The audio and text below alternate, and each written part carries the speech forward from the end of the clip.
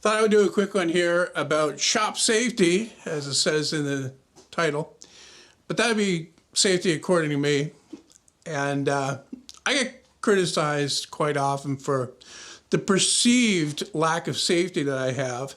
And I say perceived because a lot of people tend to judge what they characterize as safety as guards being in place and whatnot, the safety gadgets that come with the tools. And what they don't recognize is the things that the experienced woodworker, say the conscientious woodworker, is not doing that makes the operations that much safer even without those guards. And what I'm talking specifically about there is making risky cuts, usually on a table saw, where the chance of something going wrong goes way up.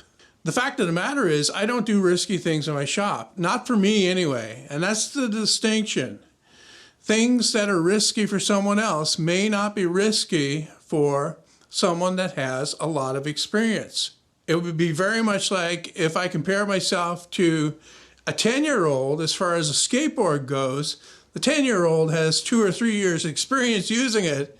If I stepped on that thing, I'd go flying and I'd break my neck, because I don't have any experience using it. And no amount of headgear or elbow pads or watching YouTube videos or reading manuals will give me that experience that I need to handle that skateboard. And the same thing holds true for tools in the workshop.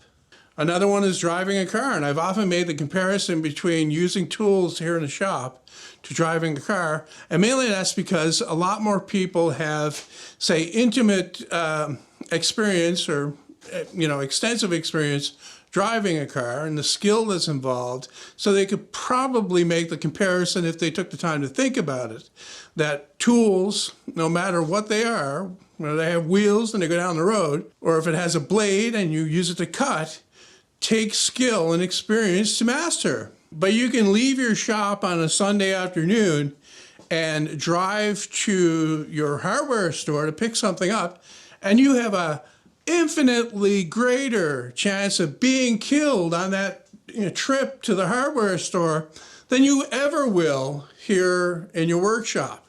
The reality is that the workshop for the hobbyist is probably a lot safer than a lot of the things you'll do out in the real world, like crossing the street. You got a better chance of being killed crossing the street. Another good example is mowing the lawn. More people have died in the last year mowing their lawns or been seriously injured mowing their lawns than there have been in the past 10 years using their table saw. And when you consider how much time the average hobbyist uses his shop, then the chances go down from there.